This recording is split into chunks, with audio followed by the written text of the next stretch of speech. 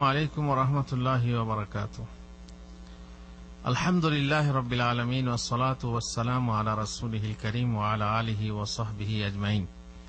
আজকে কথাবার্তার আদব নিয়ে কিছু কথা বলবো, কিন্তু কোনো দলিল বলবো না, তার কারণ অনেক কথা আছে। আর এ নিয়ে আমার একটা বিস্তারিত বই আছে, আপনারা জানেন, পড়েছেন, সেটা হচ্ছে জিভের আপদ।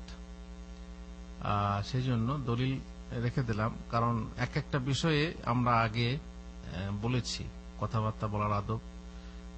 বিভিন্নভাবে আমাদের ভিডিও আছে এবং ইউটিউবে আপনারা দেখতে পারেন। আজকে শুধু সংক্ষেপে কি কি কাজ, মানে কি কি কথা যেটা আমরা জিভ দিয়ে বলা উচিত না, কি কি কথা বলা উচিত না বা বললে তার আদব কি, এই নিয়ে আমি শুধু পড়ে যাব। কথা বলার সময় জিভকে কাবু ও আয়ত্ত রেখে কথা বলুন। এমন কথা বলবেন না যার ফলে আপনাকে জাহান্নাম যেতে হয়। তার মানে এমনও কথা আছে যার ফলে মানুষকে জাহান্নাম যেতে হবে। হাদিসে আছে যে মানুষ এমন কথা বলে সে খেয়াল করে না, অথচ সে জাহান্নামে 70 বছরের পথ পিছলে যায়। তার মানে কথা ভেবে চিন্তে বলতে হবে। কথা বললে ভালো উপকারী কথা বলুন, নচেত চুপ থাকুন। চুপ থাকাতে অনেক নিরাপত্তা আছে। অবশ্য প্রয়োজনে হক কথা বলতে চুপ থাকবেন না, যেখানে বলতে হয় কথা সেখানে বলবেন না, তা হবে না। যেমন অন্যায় দেখে চুপ থাকবেন, চলবে? অন্যায় যে করে আর অন্যায় যে সহে, তব ঘৃণা তারে যেন তৃণসম্মত হয়। সৎ কাজের আদেশ, মন্দ কাজে বাধা আপনাকে দিতেই হবে। ক্ষমতা থাকলে চুপ থাকবেন না। জেনে রাখুন যে একটি ভালো কথা সৎকার সমতুল্য। একটা ভালো কথা বললে একটা সৎকার হয়ে গেল। অতএব ভালো কথা বলতে কার্পণ্য করবেন না। যথাসম্ভব কম কথা বলুন। কথা বললে আপনি কম কথা বলবেন। গোপেদের গপ্পবাজিতে জড়িয়ে যাবেন না। গিরগির গিরগির সবসময় লেগেই আছেন, এরকম করবেন না। লোকেদের কি কেনতে সময় নষ্ট করবেন না। দেখবেন একটা বিষয় এলো, সেই বিষয়ে কেন কি এ নিয়ে বিভিন্ন আলোচনা সমালোচনা হয়ে থাকে, এতে সময় নষ্ট করবেন না। জেনে রাখুন যে আপনার প্রত্যেক কথা নোট করার জন্য তৎপর প্রহরী আপনার কাছেই মজুদ রয়েছেন। কোথায়? দুই কাঁধে। মা ইয়ালফিযু মিন কাওলিন ইল্লা লাদাইহি রাকীবুন আতীদ। যে কথাই বেরিয়ে আসুক না কেন তা নোট করার জন্য লোক আছে বা ফেরেশতা আছেন। কারো গীবত বা পরচর্চা করবেন না, কারণ গীবত করা কি? কাবিরা গুনাহ। গীবত জাহান্নামের আগুন, গীবত সংসারের আগুন, গীবতকারীর জিভেও আগুন। এ সকল আগুন থেকে সাবধান হন। কারো চুগলখড়ি করবেন না, বা কেউ কারো বিরুদ্ধে কথা বললে সেই কথা তার বিপক্ষকে লাগিয়ে দেবেন না, তাতেও লেলিহান আগুন আছে। কানে যা শুনবেন তাই বিবেক বিচার না করে অপরের কাছে বলবেন না। উড়ো কথা প্রচার করবেন না, কারণ সে কথা মিথ্যা হলে আপনিও একজন মিথ্যাবাদী হয়ে যাবেন। সে কথা যখনই শুনবেন যে এটা ঘটেছে, তখন মুশকিল আছে। অবশ্য আবার তাহকিক করতে গেলে মুশকিল আছে। আমি একটা খবর শুনলাম যে অমুক দোকানে তাবিজ বিক্রি হয়। অমুক দোকানে তাবিজ বিক্রি হয়। তাবিজ বিক্রি তো সৌদি আরবে সম্ভব না। তারপরে আমি দেখি সরাসরি দোকানিকে জিজ্ঞেস করলাম, আপনার দোকানে তাবিজ বিক্রি হয়? বলছে না তো। ওই যে একটা তাবিজের মতো পাওয়া যায়, কোরআনের আয়াত তায়াত থাকে, সেটা পানিতে ডুবিয়ে সৌদিরা খায়, এটাকে ওরা তাবিজ মনে করছে। তাহলে আমি যদি এই কথা তাহকিক না করে প্রচার করি যে অমুকের দোকানে তাবিজ বিক্রি হয়, তাহলে কত বড় মিথ্যাবাদী হতে হবে, বুঝতে পারছেন? গুজবে থাকবেন না, গুজবে কান দেবেন না। অনেক সময় গুজব রটে, কিছু কথা রটানো হয় যার কিছুই সত্য হয় না। অবশ্য কিছু যা রটে তার কিছু না কিছু বটে বলে লোকে ধারণা করে, কিন্তু অনেক কথা আছে যে রটা কথা জটা লাগে, তা সত্য হয় না। রটা কথা বিশ্বাস করবেন না। সন্দিগ্ধ কথা বর্ণনা করবেন না। যদি আপনি শিওর হন তাহলে বলবেন, না হয় বলবেন নাকি নাকি এরকম নাকি হয়েছে, তারপর নাকি এই নাকি নাকি মানেই হচ্ছে যে আপনার কি আছে, সন্দেহ আছে, সে কথা আপনি বলবেন না। ঠাট্টা ছলেও মিথ্যা বলবেন না। মিথ্যা কথা বলা 3 জায়গায় জায়েজ, তাই না? সেটা ছাড়া 3 জায়গায় জায়গা বলতে যুদ্ধক্ষেত্রে, স্বামী স্ত্রীর মাঝে প্রেম বাড়ানোর জন্য, আর 2 বিবদমান গোষ্ঠীর মাঝে সন্ধি স্থাপন করার জন্য আপনি মিথ্যা বলতে পারেন। বাকি অন্য জায়গায় আপনি মিথ্যা বলতে পারেন না। রহস্য চলে, ঠাট্টার ছলেও আপনি মিথ্যা বলতে পারেন না। ছোট বাচ্চাকেও আপনি মিথ্যা বলতে পারেন না। অতএব মিথ্যাবাদিতা একটি কদর্য চরিত্র। মিথ্যা বলা অভ্যেস হলে আপনার সত্য কথাও কেউ বিশ্বাস করবে না। সত্য কথা যখন বলবেন এই লোকটা তো মিথ্যাই বলে। কথায় কথায় গালাগালি করবেন না, অশ্লীল বলবেন না। এই অভ্যেস কার? কথায় কথায় গালাগালি করা, মুখ খারাপ করা, মুখ খিস্তি করা মুনাফিকের লক্ষণ। ওই যে মুনাফিকের 5টা লক্ষণ আছে, তার মধ্যে একটা লক্ষণ হলো কথায় কথায় দেখবেন মুখ খিস্তি করছে, রাগ হলেই তখন খারাপ বকতে লাগে। অকথ্য বলা ভালো লোকের পরিচয় নয়। জিহ্বা দ্বারা ব্যভিচার করবেন না। জিহ্বা দ্বারা ব্যভিচার কখন হয় বাচ্চা? জিভ দ্বারা ব্যভিচার কখন হয়? ব্যভিচার তো বোঝেন, জিনা। জিনা কখন হয়?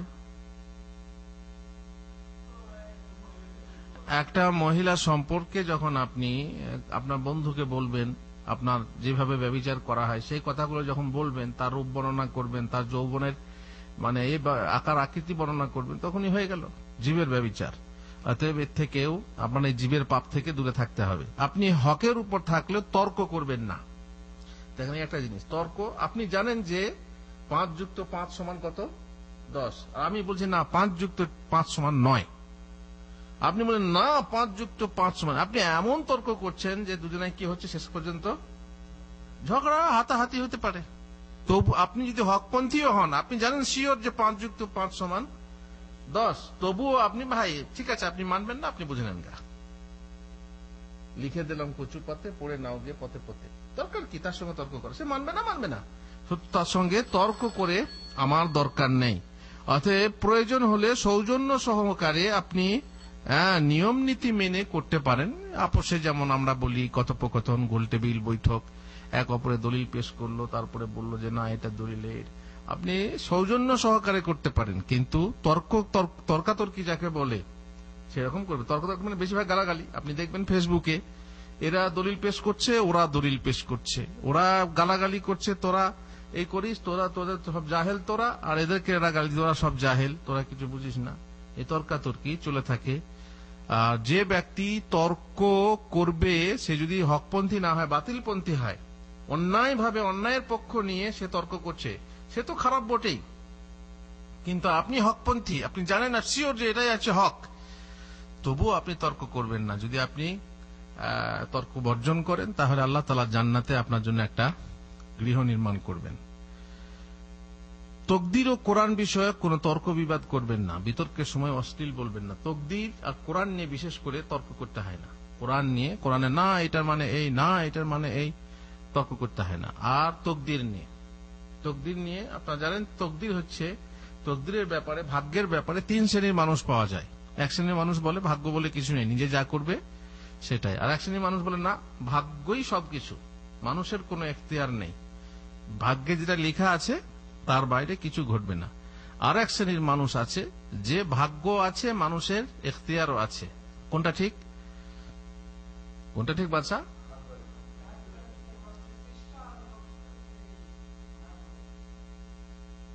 তিন শ্রেণীর মানুষ বললাম, বাচ্চা বুঝতে পারেনি এখনো।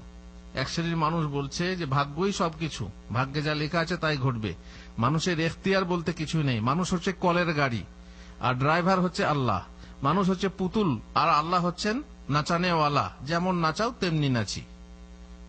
এই একটা মত। দ্বিতীয় মত হলো যে না, তকদির বলে, ভাগ্য বলে কিচ্ছু নেই, মানুষ যে নিজে যেটা করে সেইটাই তার শেষ, তারই ফল পাবে। তার মানে প্রথমটা ঠিক কথা। দেখছেন, এইটাই অনেকে বোঝে, অনেকে এরকমও বোঝে, অনেকে ওইরকমও বোঝে। আর এক শ্রেণীর মানুষ, তৃতীয় দল হচ্ছে, তারা বলে যে না, ভাগ্য লেখা আছে কিন্তু মানুষ নিজের যা কিছু করে নিজের এখতিয়ারে করে।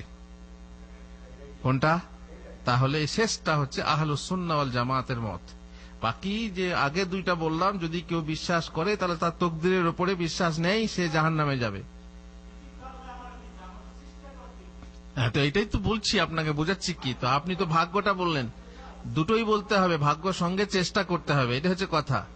মানে ভাগ্যও ঠিক আর এখতিয়ারও আছে, এটাই আপনাকে বিশ্বাস করতে হবে। সুতরাং তকদির নিয়ে তর্ক করে, যদি কেউ বলে না তাহলে কি আছে, ভাগ্যে যদি লেখা থাকে জাহান্নাম, তাহলে আমি জাহান্নামে যাবো, তাহলে আমল করে লাভ কি, আমার নামাজ পড়ে লাভ কি?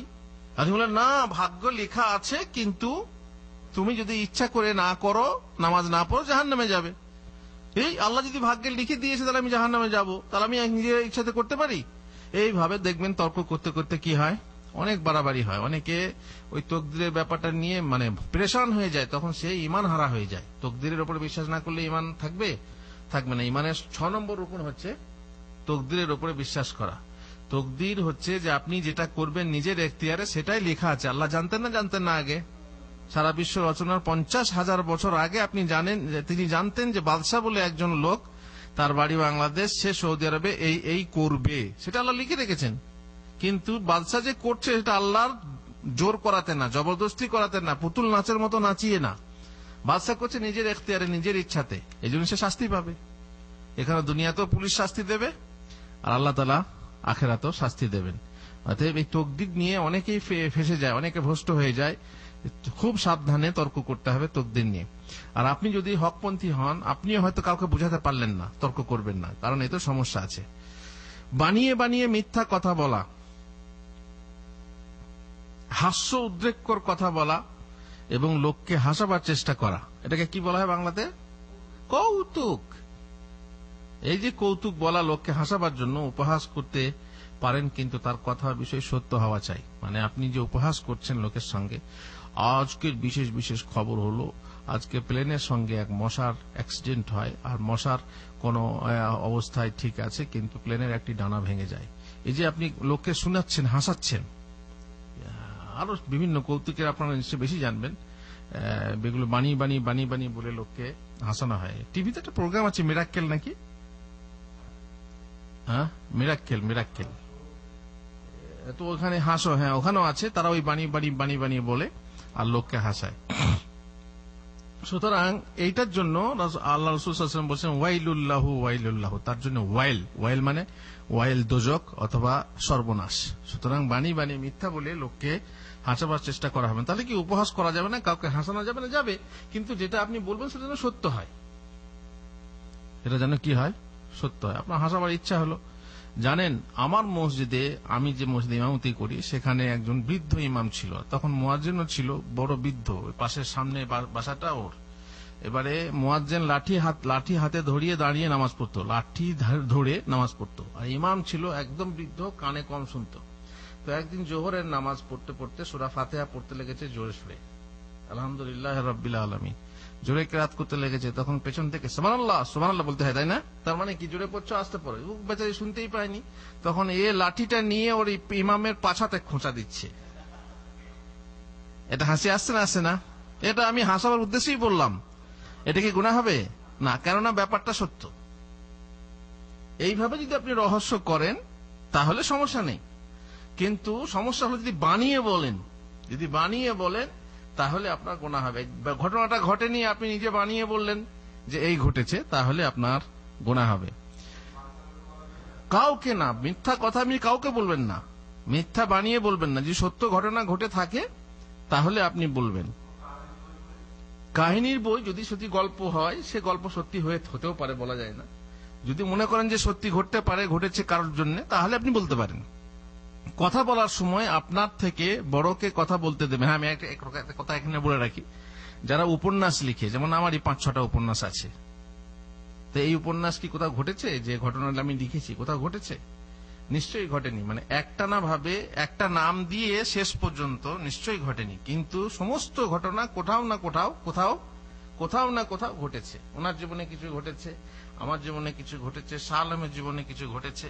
এইভাবে সবগুলোকে জোড়া দিয়ে একটা কাহিনী বানিয়ে দেওয়া হয়েছে, যাতে শিক্ষা মানুষ লাভ করতে পারে।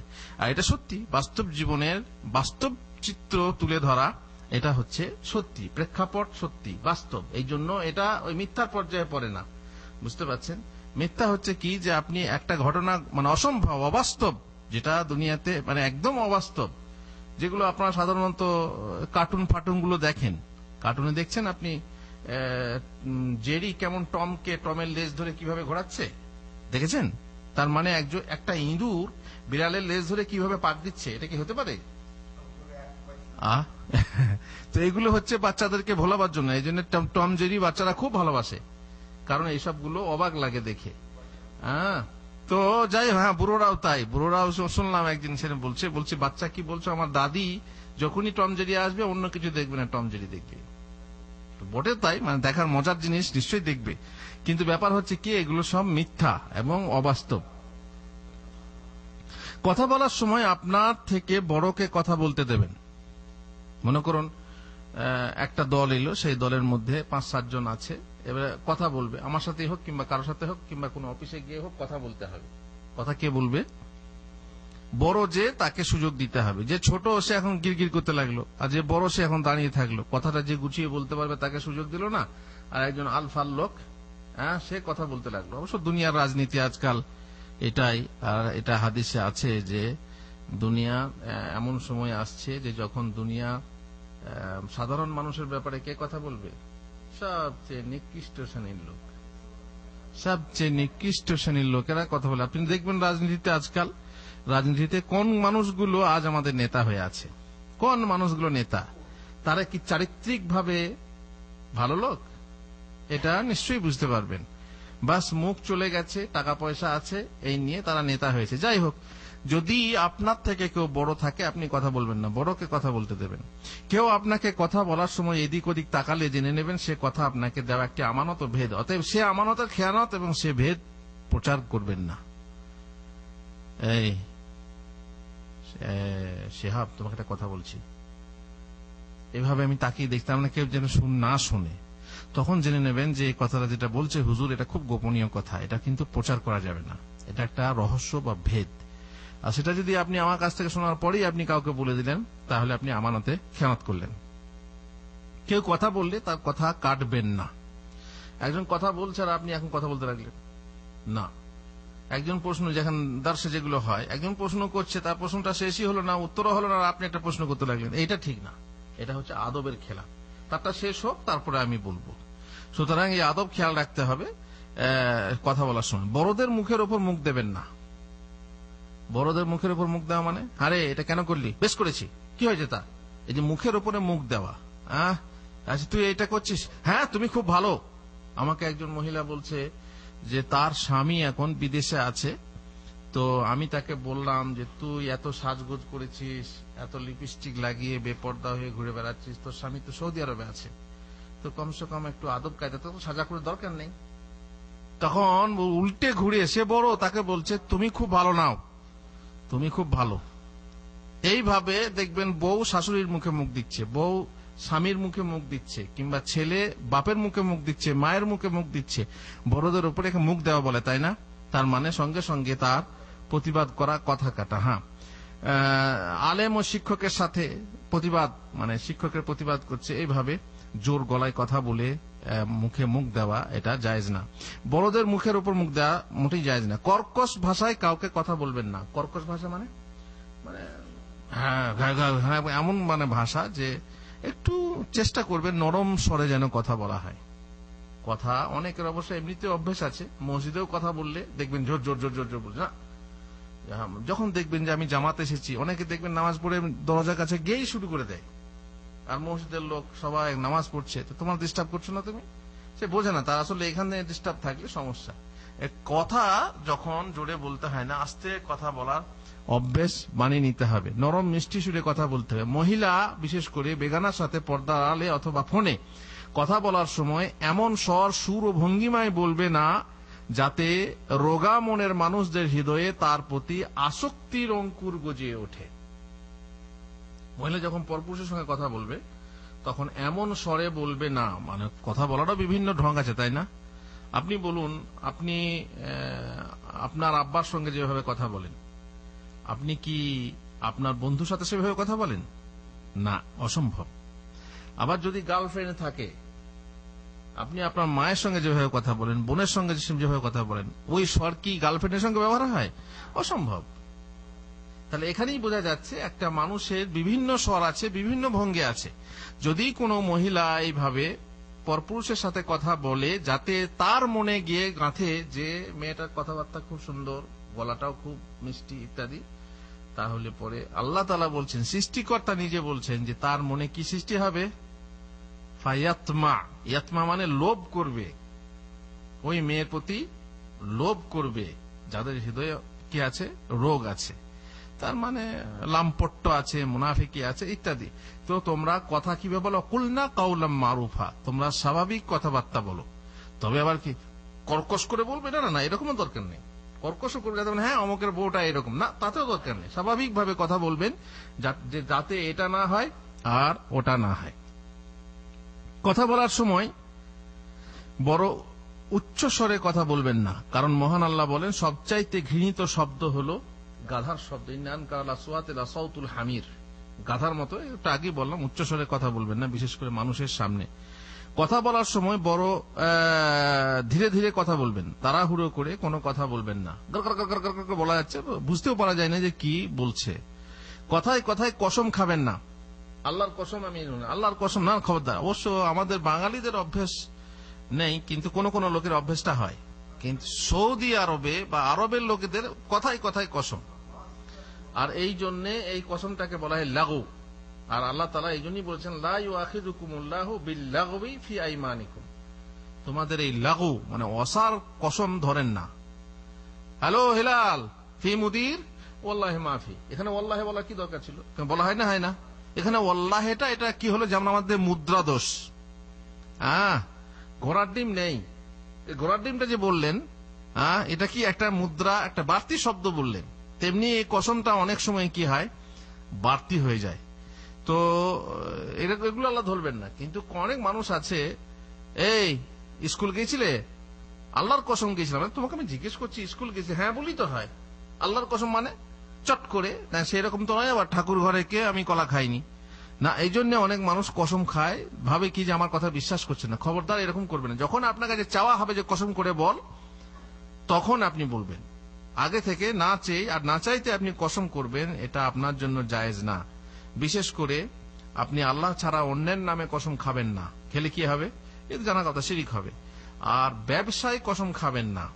ব্যবসায় কসম খাওয়া মানে ব্যবসায় আপনি সত্যিই বলছেন, মিথ্যা তো বলাই যাবে না, মিথ্যা কসম তো করাই যাবে না। আল্লাহর কসম এটা আমার 10 টাকায় কিনা আছে, আমি আপনাকে 2 টাকায় লাভ নিচ্ছি, 12 টাকায় দিচ্ছি, অথচ আপনি কিনেছেন 8 টাকায়। আল্লাহর কসম করে আপনি মিথ্যা বলছেন।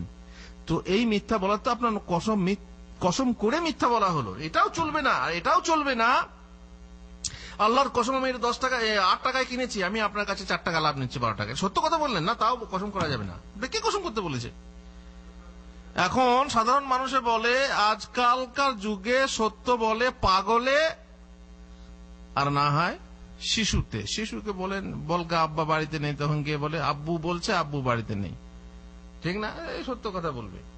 আর পাগলে, তার মানে আরেকজন বলছে যে মিথ্যা না বলে কি ব্যবসা চলে নাকি? মিথ্যা না বললে নাকি ব্যবসা চলে না। ব্যবসার একটা টেকনিক হচ্ছে মিথ্যা বলা, কিন্তু হারাম উপার্জন হবে, সেটা হবে হারাম উপার্জন। মিথ্যা কসম তো খাওয়াই যাবে না। বিনা ইলমে ফতোয়া দেবেন না। যদি কেউ আপনাকে জিজ্ঞেস করলো যে ভাই এটা কি, তো আপনি জানা থাকে শিওর যে তারা আপনি বলবেন যে হ্যাঁ এটা এই করতে হবে। ভাই আমি ফজরের সময় নামাজ পড়লাম, নামাজ পড়ে বাসায় এলাম তো দেখছি তো লুঙ্গিতে একটু পায়খানা লেগে আছে, এখন নামাজটা হবে নাকি জানি? হ্যাঁ, নামাজ হবে না? হবে না বাদশা? ফজরের নামাজ পড়ে মসজিদ থেকে বাসায় গিয়ে দেখছি আমার কাপড়ের জন্য বীর্য লেগে আছে, নামাজ হবে না? হবে না? হ্যাঁ,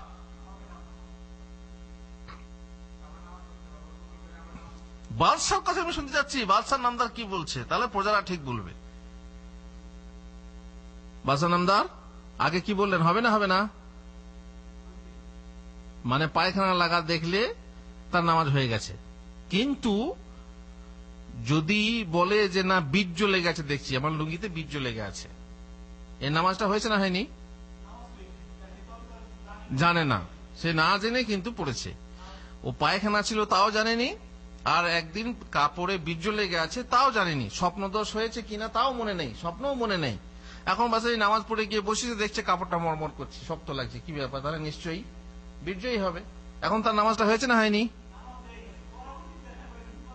না, পরবর্তীতে কথা এখন বাদ। পরবর্তীতে আবার কি? পরবর্তীতে যদি এরকম হয়, তার স্বপ্ন মনে নেই, সে জানে না যে আমার স্বপ্ন দোষ হয়েছে, কে নামাজ পড়লো, নামাজ পড়ে গিয়ে দেখছে যে আমার কাপড় মোটা মোটা লাগছে, তাহলে পরে তার নামাজটা হয়েছে না হয়নি?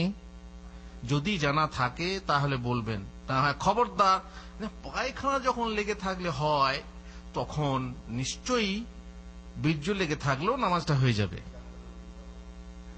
খবরদার না জেনে বলবেন না। যেমন সেদিন আমি জিজ্ঞেস করলাম যে আল্লাহর হাত আছে, তখন বললেন হ্যাঁ।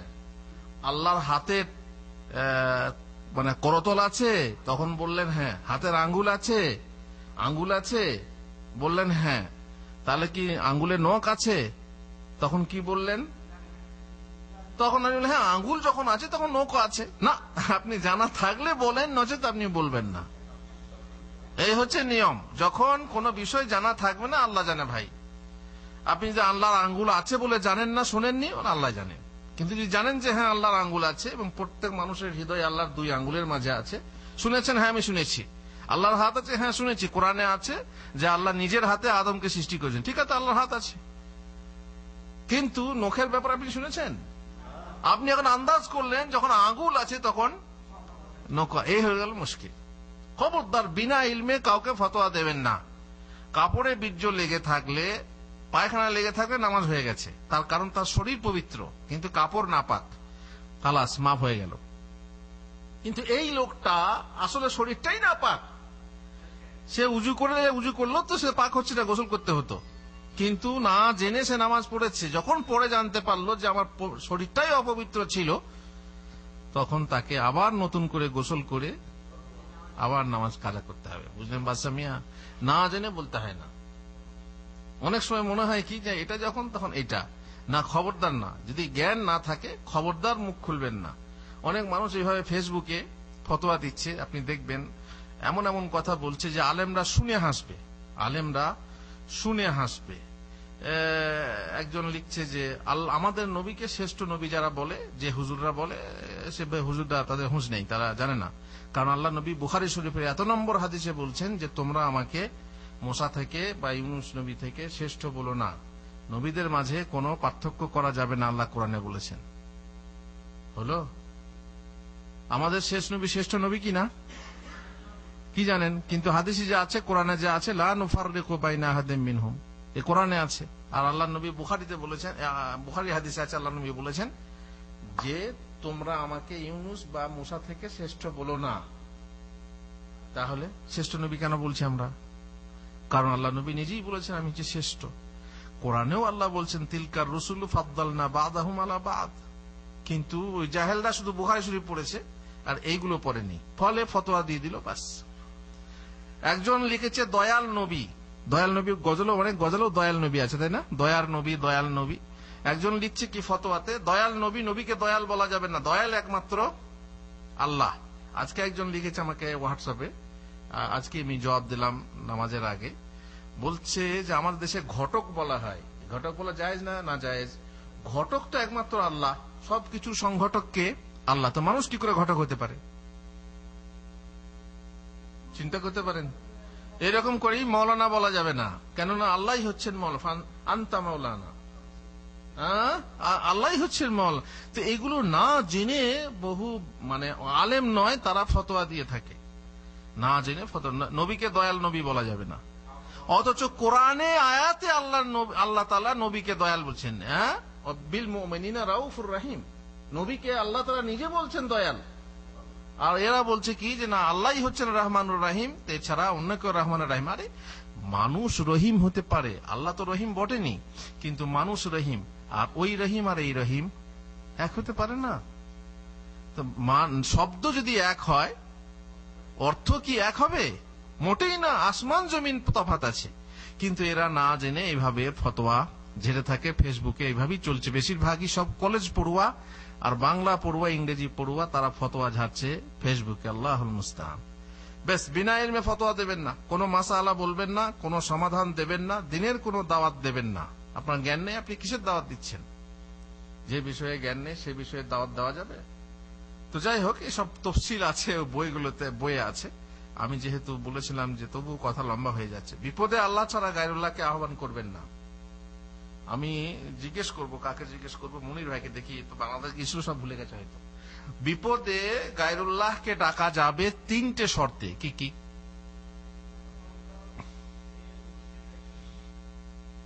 প্রথমত তাকে উপস্থিত কি করে থাকবে? সে যদি বেঁচে না থাকে তো উপস্থিত কি করে থাকবে? প্রথমত তাকে জীবিত থাকতে হবে। হ্যাঁ,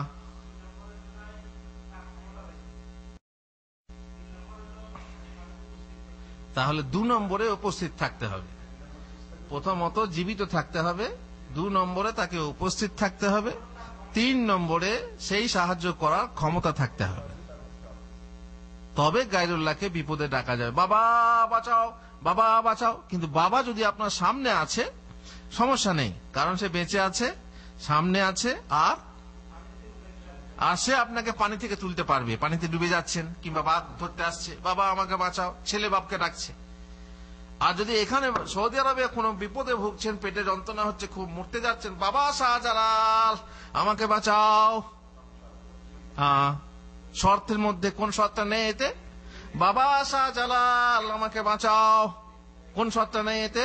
3টে শর্তের মধ্যে 3টের মধ্যে একটাও নেই, 3টের মধ্যে একটাও নেই। আর যদি কেউ জ্যান্ত পীরকে ডাকে,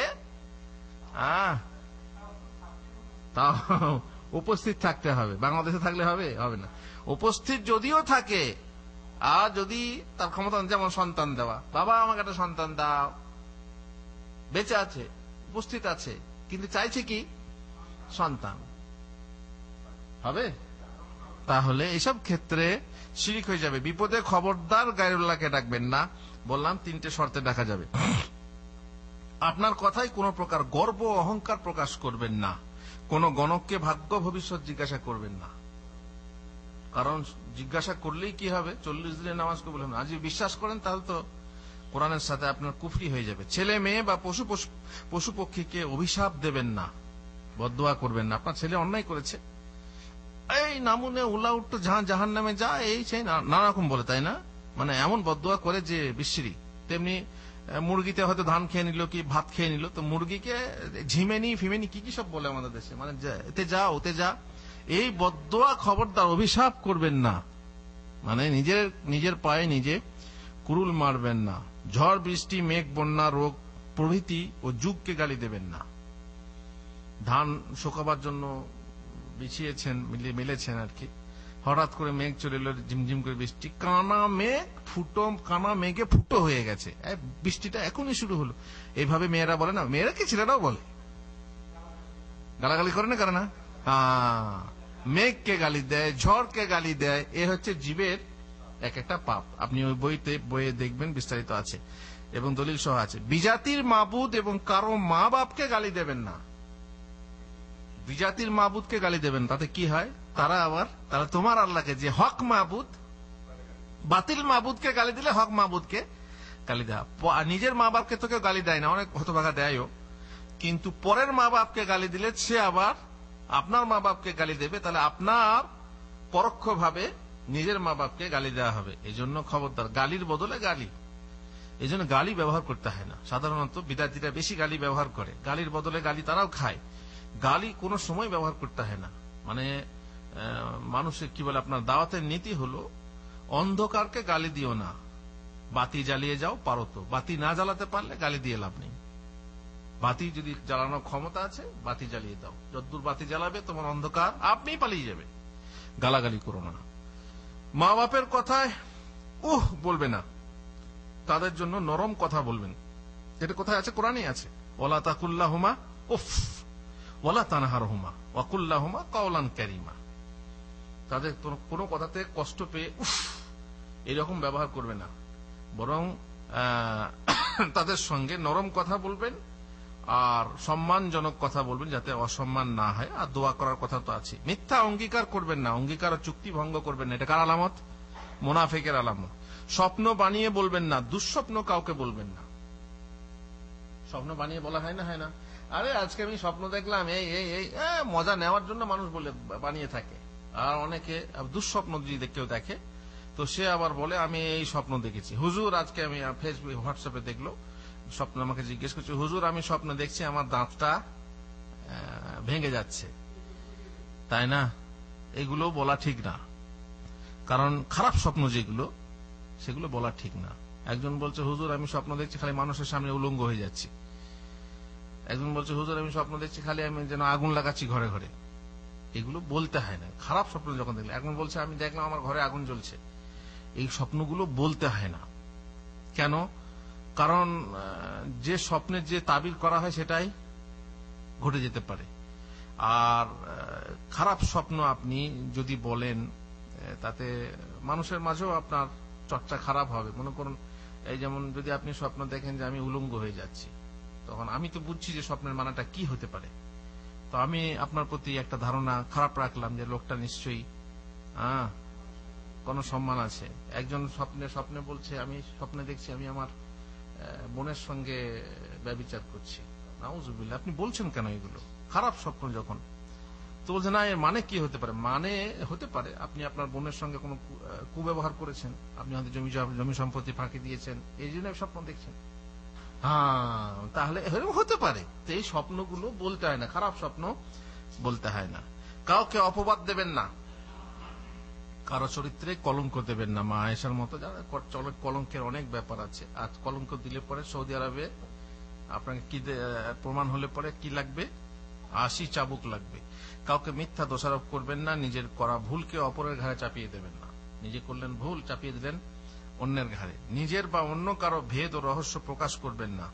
নিজে পাপ ও অনেক ভেদ রহস্য প্রকাশ করার ব্যাপারে ওই যে একটা অভ্যেস আছে, অনেকে প্রকাশ করে দেয়, এই শাহ আলম একটা কথা কাউকে বলবে না, ঠিক আছে? হ্যাঁ ঠিক আছে।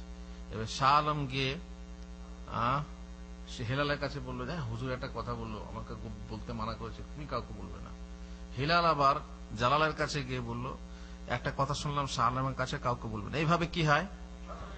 আস্তে আস্তে আস্তে আস্তে চিন্তা করতে পারেন, এরকম যেন না হয়। কোনো মতেই রহস্য বললে আগে একবার শুনলেন, যদি কেউ তাকিয়ে দেখে তাহলে জানবেন সেটা আমানত। তাহলে যদি আপনি রহস্য প্রকাশ করে দেন তাহলে আমানতে খেয়ামত করা হবে। আর সব থেকে গোপন কথা হলো স্বামী স্ত্রীর মাঝে যা হয়। স্বামী স্ত্রীর মাঝে ঘরের ভিতরে অনেক কিছু হয়। এখন আপনি এসে আপনার বন্ধুকে কিংবা আপনার স্ত্রী তার বান্ধবীকে গিয়ে বলতে লাগলো, আমার স্বামী এই, আমার স্বামী এই করে, আমার স্বামী সেই করে।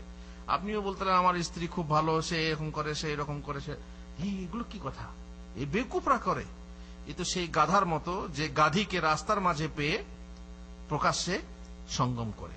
আপনি মানুষকে শোনাচ্ছেন কোন কথা? এটা হচ্ছে বিশাল রহস্য। এই রহস্য খবরদার কাউকে প্রকাশ করবেন না। পরস্ত্রীর সৌন্দর্য স্বামীর নিকট প্রকাশ করবে। অনেক স্ত্রী আছে, অন্য স্ত্রীর রূপ যৌবন দেখলো, দেখে এসে স্বামীকে বলতে লাগলো, জানো অমুক মেয়েটা না, তার এই তার ওই। আরে বেকুব, তো নিজের মাথায় হাঁড়ি ভাঙছিস, নিজের মাথায় হাঁড়ি ভাঙছিস, এটা ঠিক না। আর একটা কথা আছে যে কোন স্বামীর জন্য উচিত না যে পর মেয়ের কোন প্রশংসা স্ত্রীর কাছে করে। কারণ যে স্ত্রীর কাছে পর মেয়ের প্রশংসা করে সে আসলে নিজের স্ত্রীকে গালি দেয়, ঠিক না ভুল? তেমনি কোন স্ত্রীর উচিত নয় যে পর পুরুষের প্রশংসা নিজের স্বামীর কাছে করে। তার মানেই হচ্ছে পর পুরুষের প্রশংসা করা মানেই হচ্ছে নিজের স্বামীকে গালি দেওয়া।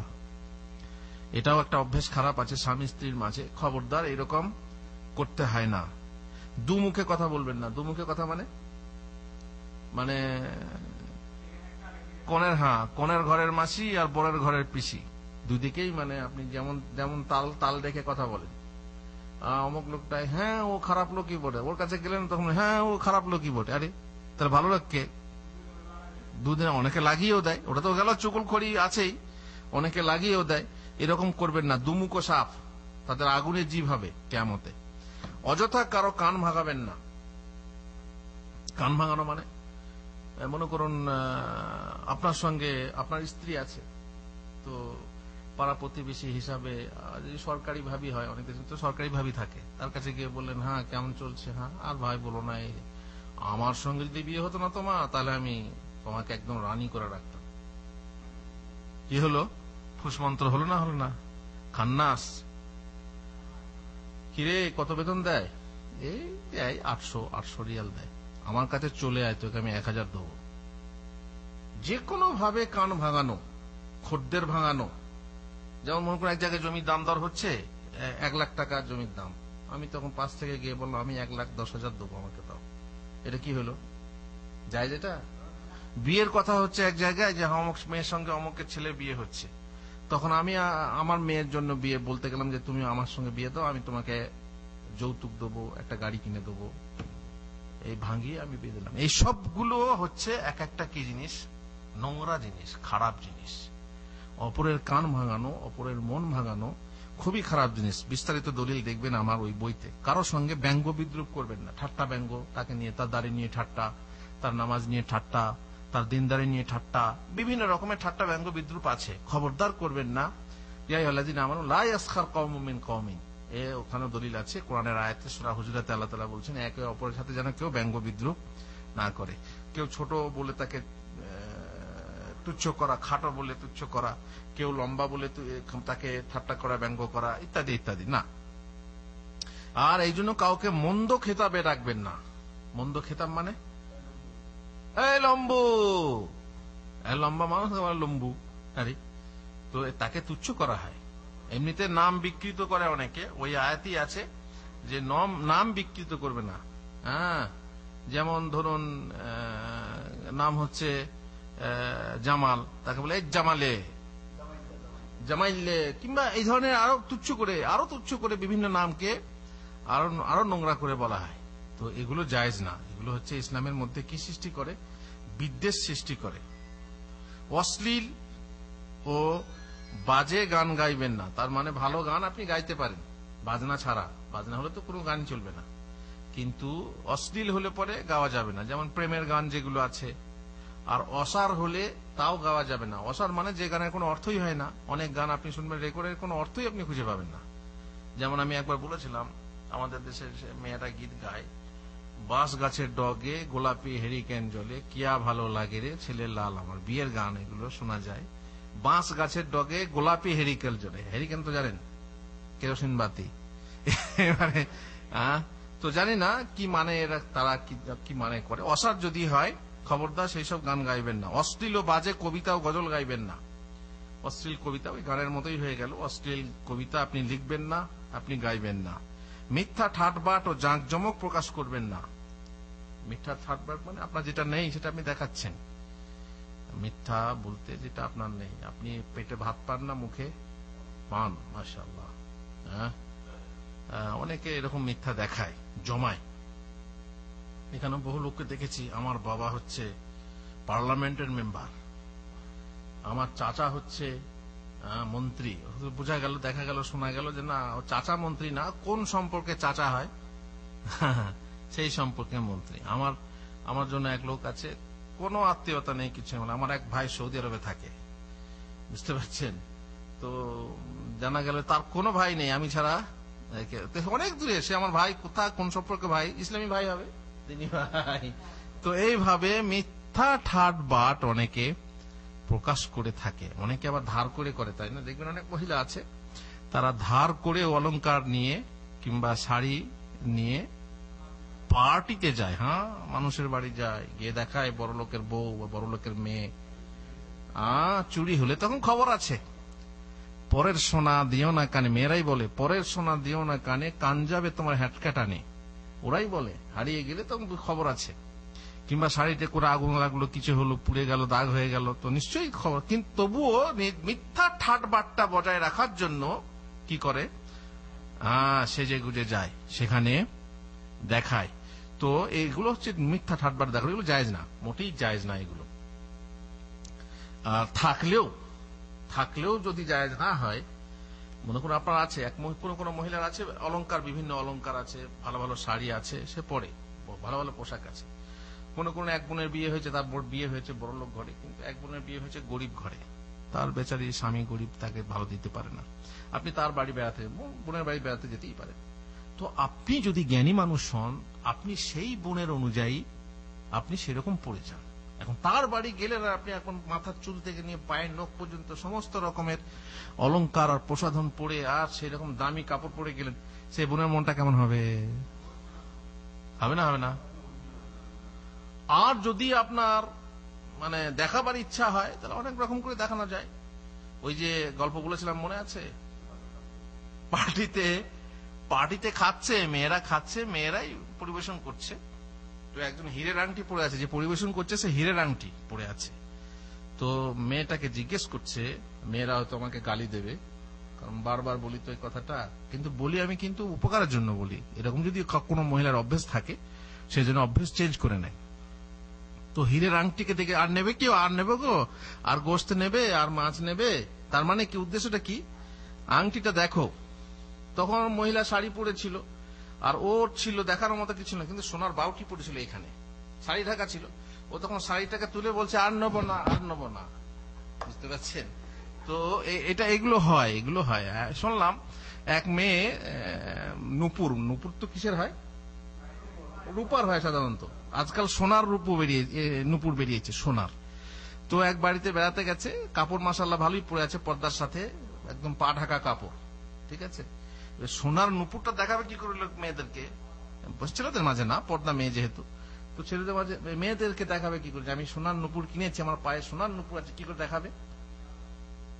ওই যে বাড়িতে, এক বাড়ি থেকে অন্য বাড়ি যাচ্ছে, এক ঘর থেকে অন্য ঘর যখন যাচ্ছে, তখন কাপড়টা তুলে যাচ্ছে আর বলছে কি, তোমাদের এই মাটিগুলো খুব নোংরা, তোমাদের মেঝেগুলো খুব নোংরা, যে কাপড়টা তুলে তুলে যাচ্ছে। উদ্দেশ্য এ নয় যে আমার কাপড়ে নোংরা লেগে যাবে, উদ্দেশ্য হচ্ছে যে আমার পায়ে সোনার নুপুর আছে দেখো। এগুলো খুব খারাপ জিনিস, এগুলো হচ্ছে খুব খারাপ জিনিস। মানে থাকতে যদি এইভাবে করা না যায়, প্রকাশ না করা যায়, তাহলে যার নেই, যে পরের সোনা পড়ে যে ঠাটবার দেখায়, যার নেই, পেটে খিদে, পেটে আপনার ভাত জোটে না, মুখে যদি পান দেখানো হয়, বিশাল অন্যায়, এগুলো ধোঁকাবাজি। এই জন্য আপনারা দেখবেন মেয়েদের অনেক মাথায় চুল থাকে না, তখন তারা কি ব্যবহার করে? পরচুলা ব্যবহার করে, তাই না? পরচুলাকে ব্যবহার করে মাথায় যখন ঘন্টা নেয়, তখন সাংঘাতিক চুল মাথায়। তো এইসবগুলো হচ্ছে মিথ্যা ঠাটবাট, এগুলো মোটেই জায়েজ না। দারিদ্রের ভান করবেন না। সেরকম আবার অনেক বড় লোক আছে, বেচারি প্রকাশই করতে জানে, মিসকিন, দেখবেন অনেক আছে, কিন্তু সব না ভাই সংসার বড় কষ্টে চলছে, অথচ তা ঠিক চলছে, কিন্তু মানুষকে দেখাবে কি, যাতে মানুষকে সাহায্য করতে না হয়। এটাও ভুল, এটাও খারাপ জিনিস। কথার মাধ্যমে নিজের সম্ভ্রম ও আত্মমর্যাদা হারাবেন না। কথা এমন ভাবে বলবেন না যে আপনি তাতে আত্মমর্যাদা আপনার থাকছে না। আত্মমর্যাদা অনেক সময় থাকে না। যখন আপনি মনে করুন আপনি স্ত্রী সম্পর্কে কথা বলছেন, আপনার বোনের সম্পর্কে কথা বলছেন, আপনি আপনার মেয়ের সম্পর্কে কথা বলছেন, তখন অনেক সময় যাকে বলছেন তার কাছে আপনি কি হয়ে যান? ছোট হয়ে যান। দেখবেন অনেক মানুষ এরকম বলে, আমার মেয়ে প্রশংসা করে, আমার মেয়ে না সাংঘাতিক, হ্যাঁ সবকিছুর হিসাব, সবকিছু ফিটফাট করতে জানে। যখনই কোনো কাজ হিসাব দেবেন একদম, তার মানে কি একজন যুবক ছেলের সামনে আপনি মেয়ের প্রশংসা করবেন কেন? এই প্রশংসার মানেই হচ্ছে যে আপনি আপনার মেয়ের অ্যাডভার্টাইজ করছেন, এইরকম। এগুলো ঠিক না। এতে আপনার কি হয়? আত্মমর্যাদা নষ্ট হয়ে যায়। এরকম কথা আপনি বলবেন না। অপরের বাগদত্তাকে পয়গাম দেবেন না, যেমন একটু আগেই বললাম, অপরের কিছু ক্রয় করা দেখে তা নিজের জন্য চড়া দামে ক্রয় করবেন না, কারো ক্রেতা ভাঙাবেন না। একজন কিনছে, ওটা কিনো না, ওটা খারাপ, ওটা নিও না, নিজে কিনবে না, কিন্তু খামকার তার কানটাকে মনটাকে ভাঙিয়ে দিল, জিনিসটা কিনতে দিল না। এগুলো হচ্ছে হারাম।